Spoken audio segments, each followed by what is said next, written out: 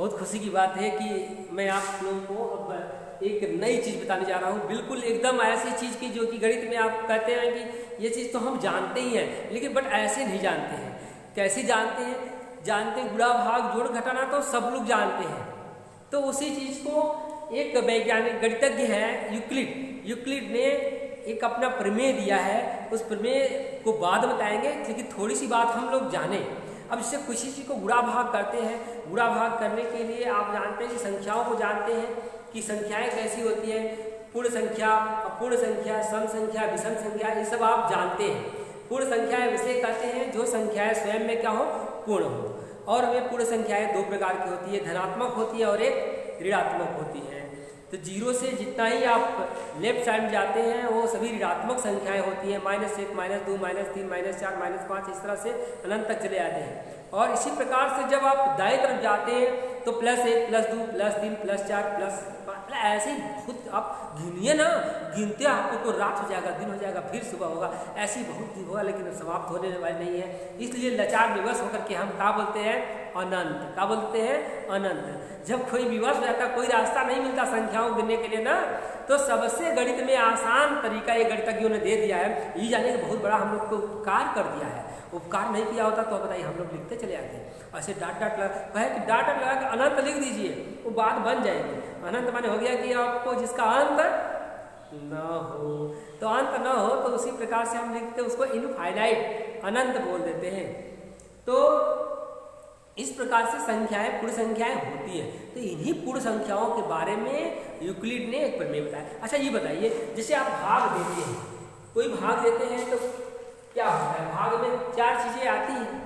जैसे कोई संख्या में अगर हम 25 में भाग देते हैं, 4 का भाग देते हैं तो क्या बच जाएगा, 4, 6, 24 इसे लिखते हैं। और निचवा का बचता है जो घटा के शेष बचता है, तो इसको आप क्या कहते हैं, भाज्य कहते हैं।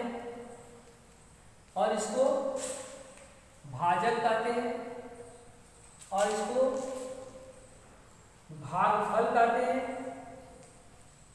और इसको शेषफल कहते हैं। यही नहीं कहते हैं, ऐसी 3 चीजें हैं, 4 चीजें, भाजक, भाज्य, भागफल और शेष। मतलब जिसमें भाग देते हैं उसको कहते हैं भाज्य कहते हैं, इसको आप भाजक कहते हैं।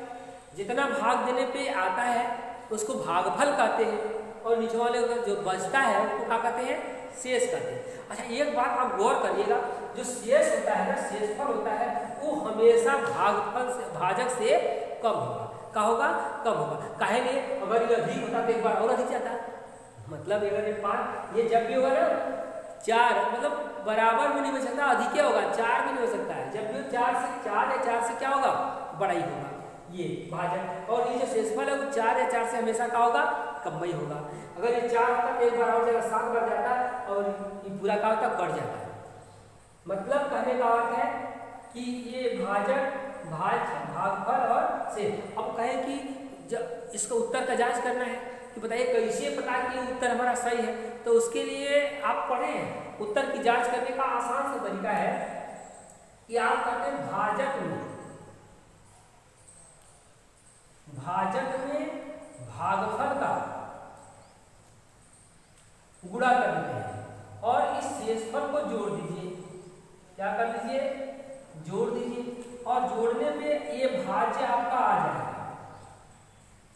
भाज्य आ जाएगा। जैसे भाजक कितना है, 4 है, 4 का गुणा अगर 6 में करते हैं और प्लस शेषफल 1 जोड़ेंगे तो 6 चौके 24 और 1 कितना हो गया, 25। अब 25 ही ना था भाजक, भाज्य कितना था, 25 था। तो इस तरीके से 25 के बराबर 25 आ गया। इसी को यूक्लिड ने, कौन, यूक्लिड ने तो अपनी एक अलग लैंग्वेज दे दिया, अलग थीम दे दिया, अलग एक सिद्धांत बना दिया, अलग एक प्रमेय बना दिया। उस प्रमेय को कहते हैं यूक्लिड प्रमेयिका का सिद्धांत। क्या कहते हैं, यूक्लिड प्रमेयिका का सिद्धांत। अगर मान लीजिए राम जो होते, या कुछ भी आपका नाम है, कहिए कि सीता, गीता, रीता, कुछ भी नाम है, अगर राम बना देंगे तो वो राम का प्रमेय कहाएगा। गीता बना देंगे तो गीता का प्रमेय कहाएगा, लेकिन यहाँ पर कौन बनाए, ये यूक्लिड ने दिया। इसलिए इस प्रमेय का कहते हैं, इस प्रमेय का नाम देते हैं यूक्लिड का प्रमेय। यूक्लिड का प्रमेय कहते हैं। बहुत आसान सी भाषा है। मतलब आप जानते हैं कि भाजक और भागफल में गुणा करने के बाद शेषफल उसमें जोड़ देते हैं तो वह भाज्य के बराबर हो जाता है। किसके बराबर होता है? भाज्य के बराबर हो जाता है। तो इसी को ना ये बताए कि अगर ए बी, क्या ए बी ऐसी कोई दो पूर्णांक संख्याएं हैं, ए बी ऐसी दो पूर्ण संख्याएं हैं जिनके अतिरिक्त दो संख्याएं, दो पूर्ण संख्याएं और प्राप्त होती हैं। कौन कौन? क्यू और आर। ए बी ऐसी पूर्ण संख्याएं हैं जिनके अतिरिक्त क्यू और आर भाग की संक्रिया में अगर प्राप्त होती हैं तो इसे b बराबर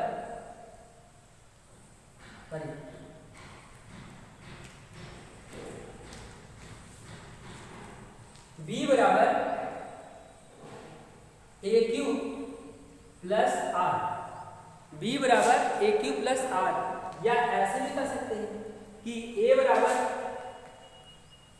बी क्यू प्लस आर।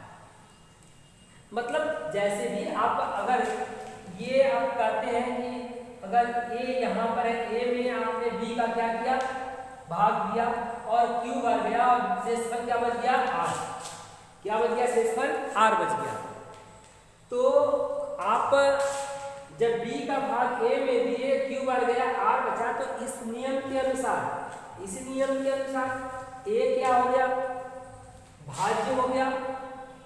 और भाजक का मान क्या हुआ? भाजक किससे कहें? b। और भागफल क्या आ गया? q। और शेषफल क्या आ गया? r। तो यही बात हुई कि नहीं बात हुई? a बराबर बी क्यू प्लस आर। तो ये एक नियम दिया यूक्लिड ने, और जहां बताया भैया बता जानकारी कुछ ऐसे जान, मतलब जहां इस चीज को कहते हैं, जहां कहते हैं देयर एग्जिस्ट, इनको कहते हैं सॉरी फार आउट बोलते हैं, इसको फार आउट बोलते हैं, जहां पे कि आर की वैल्यू, जहां की जो आर की वैल्यू है ना वो 0 से बड़ा हो सकती है या 0 के बराबर होगी, लेकिन वो आप हमेशा हमेशा और हमेशा वो b से क्या होगा? कम होगा। हमेशा और हमेशा b से कम होगा, वो होना ही है।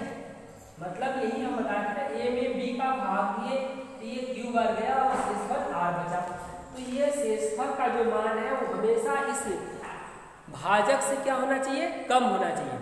होगा ही। अगर हमने कहा कि बराबर हो जाए चाहे अधिक हो जाए तो एक बार ऊपर चला जाएगा, लेकिन वो शेषफल उस स्थिति में बचता है जब बी सी आर का मान क्या होता है? कम होता है। अब लाचार होकर कह देते हैं भैया अब एक बाद भाग नहीं जाएगा, एक बाद भाग नहीं जाएगा, भाग जा, भाग जा मतलब भाग हट जा। तो इसको ये इस रूप में हम लिखते हैं, तो इसको कहते हैं यूक्लिड के प्रमेयिका का सिद्धांत। क्या कहते हैं? यूक्लिड के प्रमेयिका का सिद्धांत। तो इस प्रमेय को हम फिर से बताते हैं कि यदि दो पूर्णांक a और b इस प्रकार है कि भाग की संक्रिया में दो अन्य पूर्णांक q और r के रूप में व्यक्त किए जाएं, तो इसे हम a बराबर बी क्यू प्लस आर लिख सकते हैं। तो इसे हम a बराबर बी क्यू प्लस आर लिख सकते हैं। इसे यूक्लिड प्रमेयिका का सिद्धांत कहते हैं। जहां पर a क्या है? जहां पर a भाज्य है, b भाजक है, q भागफल है और r शेषफल है। अब ये चीज है। अब ये कहें कि यूक्लिड ने ये काहे लिए बताया यार, ये तो हमको भगवे वाला आसान था, छोटा सा था। वो इसलिए बताए कि हर चीज का नवीनीकरण होता है कि नहीं होता है? जब होता है नवीनीकरण होता है तो इस संक्षिप्त रूप में, नवीनीकरण संक्षिप्त रूप में, जो इतना बड़ा लिखे संक्षिप्त रूप में लिखे, और जब सवाल लगानी होगी तो उसका छोटे से रूप में काम कर ले, तो ये आसान सी बात हो जाएगी। और इसका उपयोग हम गुणनखंड में करते हैं, लघुत्तम समापवर्त में करते हैं, महत्तम समापवर्त में करते हैं, मतलब खंडन में करते हैं, मतलब बहुत जगह, हर जगह आप इसका प्रयोग कर सकते हैं। और एक बात और बता दूं, आप किसी भी संख्याओं को, किसी भी संख्या को अगर अलजेब्रिक रूप में दिया है, मतलब बीज गणितीय रूप में दिया है, तो इनकी मदद से, किनकी मदद से, यूक्लिड प्रमेयिका की सहायता से उसको हम सिद्ध कर सकते हैं कि ये जो दिए हैं सूत्र वो सही है या गलत है, वो सभी संख्याओं के लिए सत्य है या गलत है, असत्य है। तो मैं बता दूं ऐसी क्या एग्जाम्पल हो सकते हैं।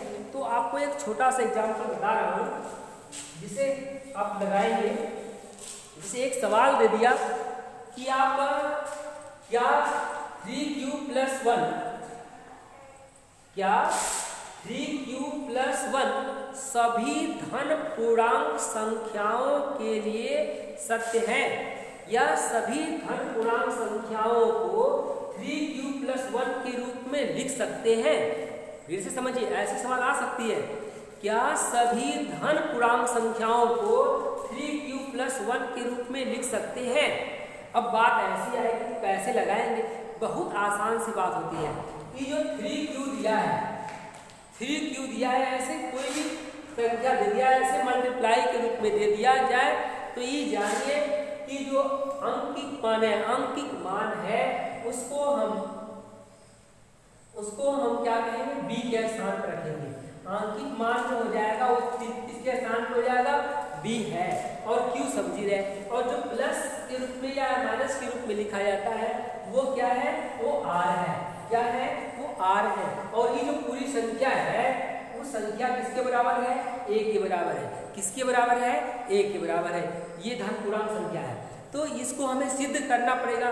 क्या 3q+1 सभी धन पूर्णांक संख्याओं के लिए सत्य है। तो हम मान लेते हैं कि माना वह धन पूर्णांक संख्या, माना धन पूर्णांक संख्या a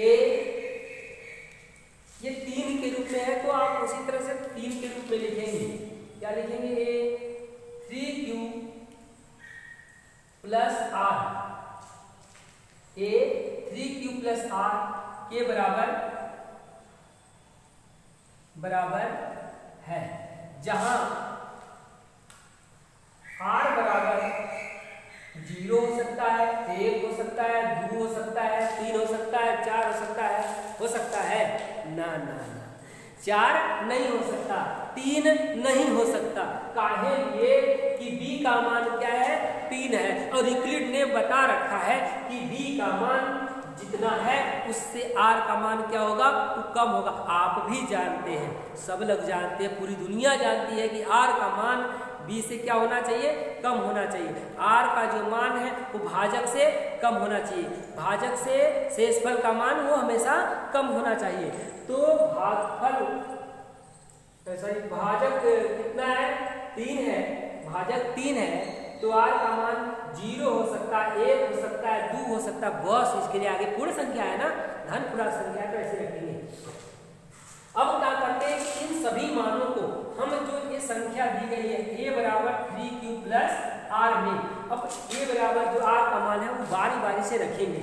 बारी बारी से रख लीजिए भैया, r बराबर रख दीजिए, r बराबर 0 रखने पर, अब ये बताइए अगर 0 रखेंगे तो a बराबर क्या मिलेगा, 3q+0 माने क्या मिल गया, 3q मिला।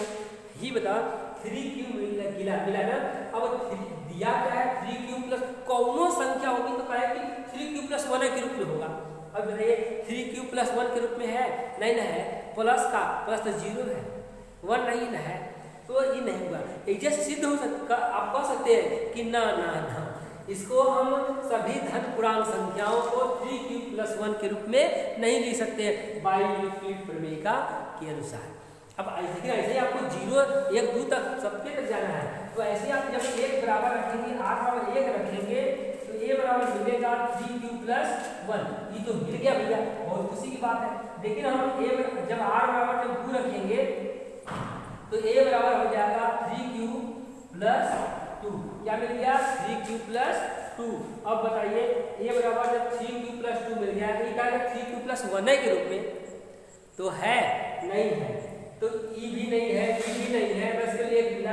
तो जो सबके लिए होता है गणित में एक आती है कि जो सभी के लिए मान्य वही होता है। तो इस प्रकार से हम लोग कह सकते हैं, ये सिद्ध हो गया यूक्लिड प्रमेय के अनुसार कि सभी धन पूर्णांक संख्याओं को 3q + 1 के रूप में नहीं लिख सकते हैं। क्या होगा? नहीं लिख सकते हैं। बात समझ में आई?